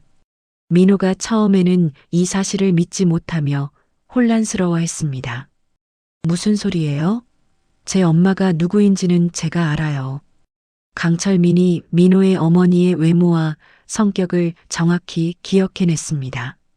키가 작고 왼쪽 볼에 작은 점이 있고 자장가를 자주 불러줬지? 김태석이 두 사람의 혈액을 채취해 대학병원 지인에게 의뢰한 신속 DNA 검사를 실시했습니다. 48시간 후 결과가 나왔습니다. 김태석이 검사 결과를 들고 와서 말했습니다. 민호 군이 강철민 회장님의 친아들이 맞습니다. 강철민이 눈물을 흘리며 민호에게 사과했습니다. 미안하다. 정말 미안해. 아빠가 너를 버려서. 민호 역시 처음에는 아버지에 대한 원망과 분노를 드러냈습니다. 왜 엄마랑 저를 버리셨어요? 강철민이 무릎을 꿇으며 답했습니다. 사업 성공에만 몰두하느라 가족을 버린 죄를 평생 후회했단다. 민호가 15년간 품어왔던 아버지에 대한 그리움을 인정하기 시작했습니다. 강철민이 진심으로 후회하며 자신을 목숨 걸고 지키려는 모습을 보며 서로를 받아들이기로 결심했습니다. 민호가 강철민의 손을 잡으며 말했습니다. 이제 진짜 아빠가 생긴 거네요. 김태석이 두 사람에게 현실적인 조언을 했습니다. 지금 상황에서는 혈연 관계가 밝혀져도 오히려 더 복잡한 법적 분쟁을 받을 수 있어요. 박만수가 고개를 끄덕이며 동의했습니다. 신중하게 접근해야 합니다. 박만수가 이제 수세에서 공세로 전략을 바꿨습니다. 강민수와 은주의 범죄 증거를 체계적으로 정리하고 15년간 수집한 모든 자료를 토대로 신뢰할 만한 언론인과 변호사를 섭외하기 시작했습니다. 박만수가 전화를 걸며 말했습니다. 이제 반격할 시간입니다. 민호가 강철민에게 그동안 거리에서 살아남기 위해 터득한 생존 기술들을 가르쳐 주었습니다. 사람들의 거짓말을 간파하는 방법들도 알려주었습니다. 강철민이 신기해하며 말했습니다. 내가 이런 걸 혼자 배웠다니. 민호가 미소를 지으며 답했습니다. 이제 아빠가 있으니까 더 이상 혼자가 아니에요. 한편 강민수와 은주는 아버지를 찾지 못해 초조해하며 수색 범위를 전국으로 확대했습니다. 유괴 피해 아동 민호에 대한 전국적인 수배령까지 내려 사회 전체의 관심을 끌어 압박의 강도를 극도로 높였습니다. 은주가 기자들에게 말했습니다. 그 아이가 정말 걱정돼요. 하루빨리 찾아야 해요. 일주일 후 박만수가 신뢰하는 탐사보도 전문 기자와 인권 변호사를 섭외하여 기자회견을 준비했습니다. 강철민이 직접 나서 자식들의 범죄를 상세히 폭로하기로 결심했습니다. 강철민이 거울 앞에서 넥타이를 매며 말했습니다. 이제 진실을 밝힐 때가 됐어. 기자회견장에서 강철민이 완전히 명료한 정신 상태로 자식들이 자신을 정신병원에 강제 입원시키고 재산을 체계적으로 빼돌린 과정을 구체적으로 증언했습니다. 기자들이 놀라며 카메라를 향해 플래시를 터뜨렸습니다. 강철민이 마이크 앞에서 단호하게 말했습니다. 제가 치매 환자라고요? 지금 제 모습을 보세요. 민호가 기자회견장에서 강철민을 아버지라고 부르며 DNA 검사 결과를 공개했습니다. 그동안 거리에서 겪었던 고통스러운 경험들을 담담히 증언하면서 진정한 가족이 혈연이 아닌 사랑으로 만들어진다고 역설했습니다. 민호가 눈물을 글썽이며 말했습니다. 15년 만에 아빠를 찾았어요. 혈연보다 더 소중한 건 마음이에요. 김태석이 의학 전문가로서 강철민에게 투여된 약물들의 성분과 부작용을 상세히 설명했습니다. 이것이 명백한 의도적 중독이라는 의학적 소견을 발표하고 관련 검사 결과를 공개했습니다. 김태석이 자료를 들며 말했습니다. 이런 약물을 6개월간 투여하면 정상인도 치매 환자처럼 보일 수 있어요. 박만수가 15년간 수집한 녹음 파일과 증거 문서들을 언론에 공개했습니다. 강민수와 은주의 대화가 담긴 녹음이 회견장에서 재생됐습니다. 녹음 속에서 강민수의 목소리가 들렸습니다. 아버지를 최소 1년은 병원에 가둬놔야 해. 그래야 법적으로 문제 없어. 여론이 급격히 뒤바뀌기 시작했습니다. 시청자들이 SNS에 분노의 댓글들을 올리기 시작했습니다. 이게 무슨 일이야? 자식이 부모를 이렇게 대해도 돼? 그 어린아이가 진짜 아들이었다니. 강민수와 은주가 사기, 횡령, 감금, 약물 중독 등 중범죄 혐의로 긴급 체포됐습니다. 경찰이 강민수의 사무실로 들이닥쳤습니다. 강민수가 수갑을 차며 소리쳤습니다. 이건 말이 안 돼. 내가 뭘 잘못했다는 거야. 은주도 집에서 체포되며 끝까지 억울함을 호소했습니다. 저희가 아버지를 사랑해서 한 일인데요. 하지만 아무도 그들의 변명을 믿지 않았습니다. 병원 원장 최성호가 구속된 후 모든 사실을 자백했습니다. 강민수에게서 받은 거액의 연구비와 개인적 이익, 그리고 협박에 못 이겨 강철민의 감금에 협조했다고 상세히 증언했습니다. 최성호가 수사관에게 말했습니다. 제가 의사로서 해서는 안 될 일을 했습니다. 강철민이 이사회의 긴급 결의를 통해 회사 경영권을 되찾았습니다. 그동안 자식들이 빼돌린 회사 자산과 개인 재산들을 법원의 가압류 결정으로 회수하기 시작했습니다. 강철민이 이사들 앞에서 말했습니다. 앞으로는 민호와 함께 회사를 이끌어 가겠습니다. 민호가 처음으로 자신만의 방과 깨끗한 옷, 따뜻한 밥을 가지게 됐습니다. 무엇보다 자신을 진심으로 사랑하고 지켜주는 아버지가 생겼다는 사실에 벅찬 행복감을 느꼈습니다. 민호가 새 옷을 입으며 거울을 보며 말했습니다. 이제 정말 새로운 인생이 시작되는 거구나. 박만수가 15년 만에 주인을 되찾은 기쁨으로 다시 강철민의 운전기사 겸 비서로 복귀했습니다. 김태석은 강철민의 전담 주치의가 되어 세 사람과 민호가 새로운 가족 같은 유대감을 형성했습니다. 박만수가 감격하며 말했습니다.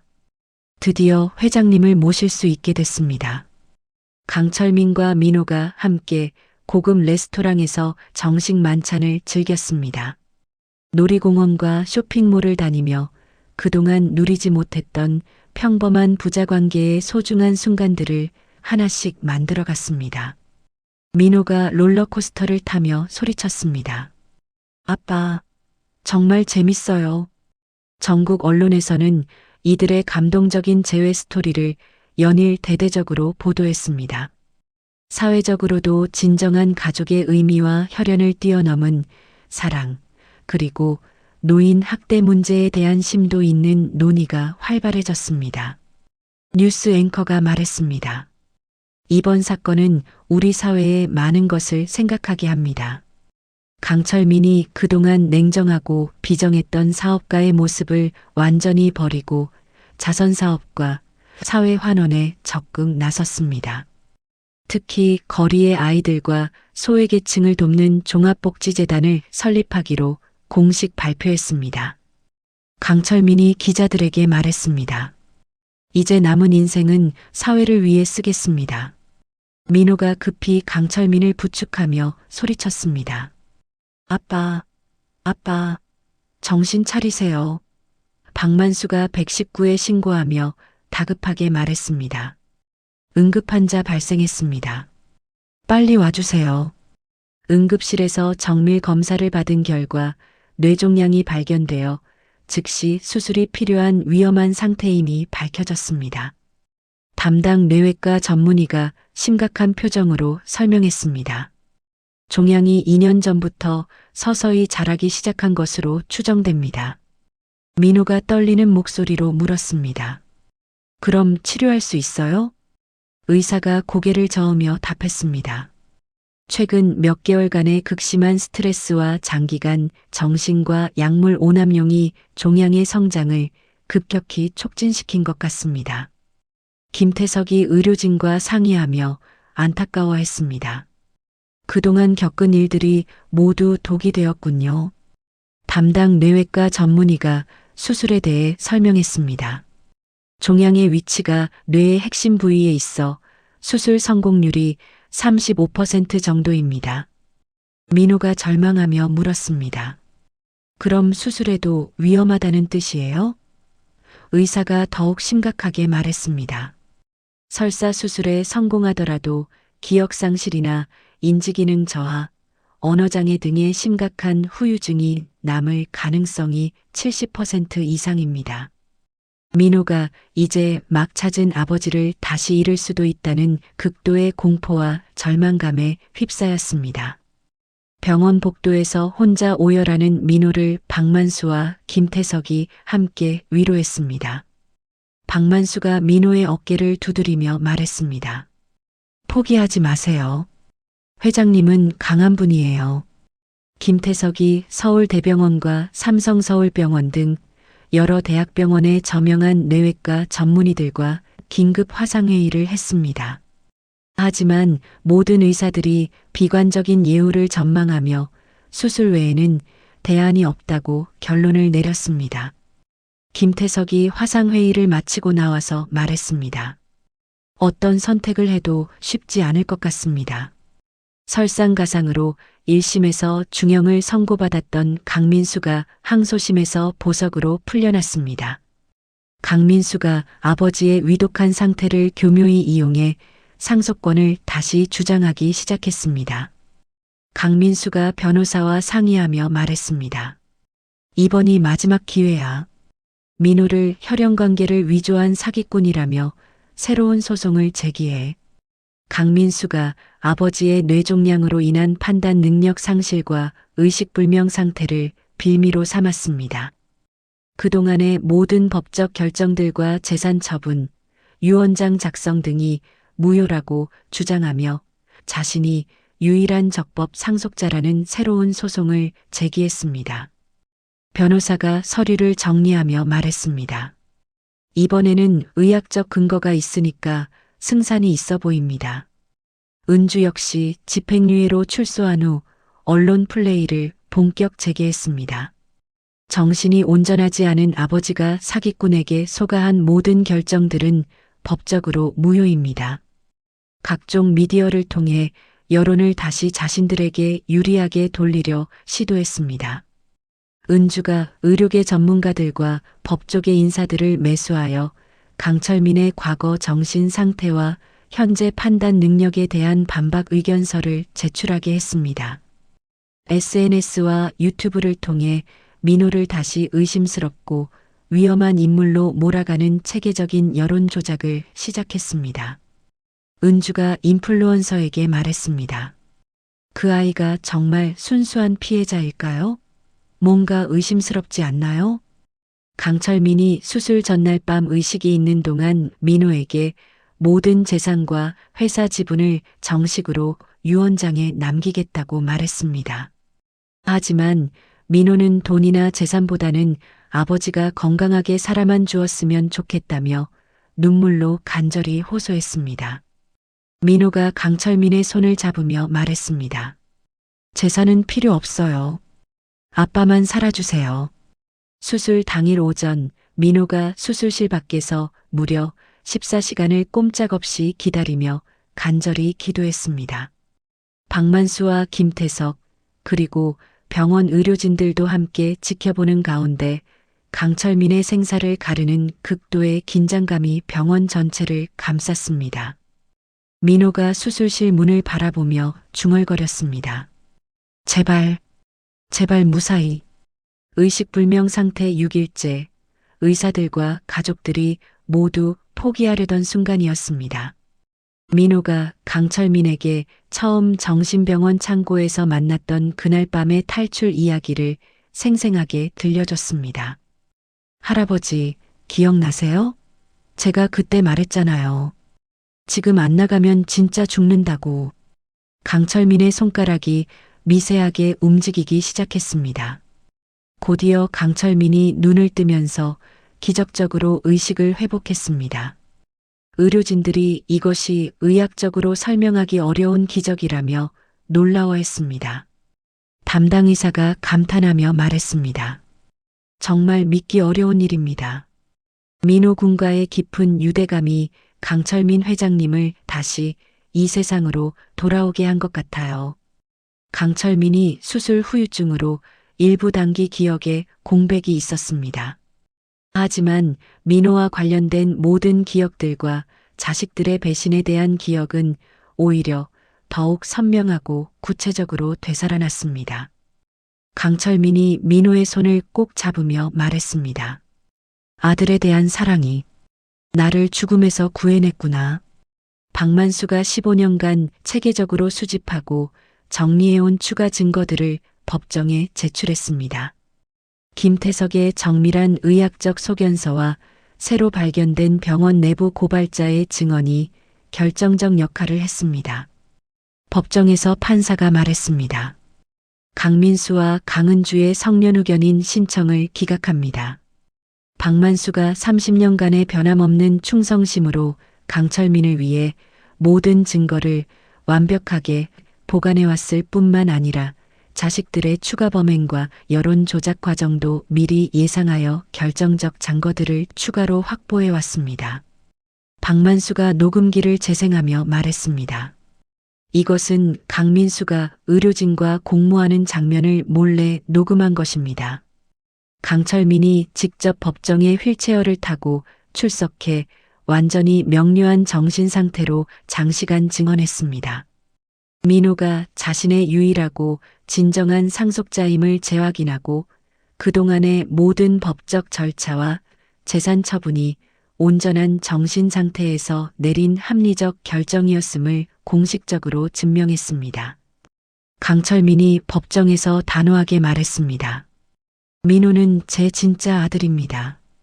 혈연이 아닌 진정한 사랑으로 만들어진 가족입니다. 이영숙이 갑자기 법정에 나타나 15년 전의 모든 진실을 상세히 증언했습니다.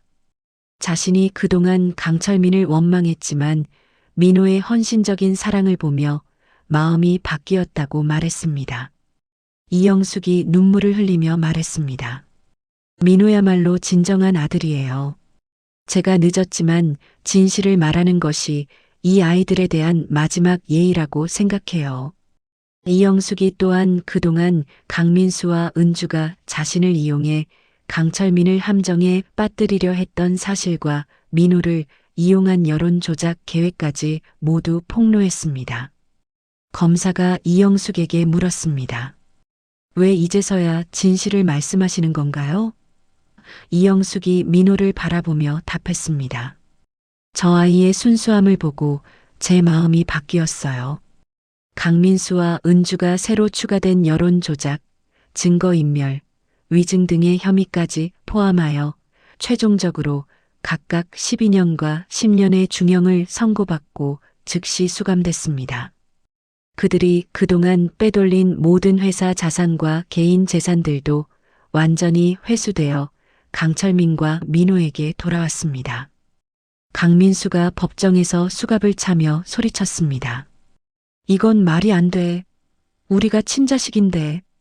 회복 기간 동안 민호가 강철민을 밤낮 없이 정성스럽게 간병하며 재활 치료를 도왔습니다. 두 사람이 생사의 고비를 함께 넘기면서 서로에게 완전히 의지하게 되어 이전보다 훨씬 더 깊고 단단한 부자유대감을 형성했습니다. 민호가 강철민의 다리 마사지를 해주며 말했습니다. 아빠, 이제 정말 괜찮아지실 거예요. 강철민의 건강이 90% 이상 완전히 회복되면서 회사 경영도 정상화됐습니다. 민호가 정식으로 강씨 가문의 양자 입양 절차를 거쳐 법적으로도 완전한 아들이 되어 강민호라는 새로운 이름과 정체성을 갖게 됐습니다. 강철민이 입양 서류에 서명하며 말했습니다. 이제 너는 진짜 강민호야. 박만수가 15년간의 충성과 공로를 인정받아 회사의 전무이사 겸 고문으로 승진했습니다. 김태석은 강철민이 새로 설립한 의료복지재단의 이사장이 되어 전국의 소외계층 의료지원 사업을 총괄하게 됐습니다. 박만수가 새 명함을 받으며 감격했습니다. 15년 만에 다시 회장님과 함께 일할 수 있게 됐습니다. 강철민이 완전히 회복된 후 민호에게 기업 경영의 기초 이론부터 실무 경험까지 체계적으로 가르치기 시작했습니다. 민호가 뛰어난 학습 능력과 거리에서 터득한 생존 본능, 그리고 타고난 리더십으로 놀라운 성장을 보였습니다. 강철민이 민호의 보고서를 보며 말했습니다. 정말 대견하구나. 아빠보다 훨씬 뛰어날 것 같아. 전 사회의 관심과 응원 속에서 강철민과 민호가 함께 사람 중심의 새로운 기업 문화를 만들기 시작했습니다. 이익보다 사회적 가치를 우선하는 기업으로 회사를 변화시켜 나가며 진정한 동반자 관계로 발전했습니다. 민호가 직원들에게 말했습니다. 우리 회사는 이제 사람을 가장 소중히 여기는 기업이 될 거예요. 3년 후 강철민과 민호는 화려한 대저택 대신 따뜻하고 아늑한 중간 규모 주택에서 박만수, 김태석과 함께 4명이 한 가족처럼 어우러져 살고 있었습니다. 매주 일요일마다 전국의 고아원과 양로원을 방문해 체계적인 봉사활동을 함께 진행했습니다. 민호가 아이들에게 책을 읽어주며 말했습니다.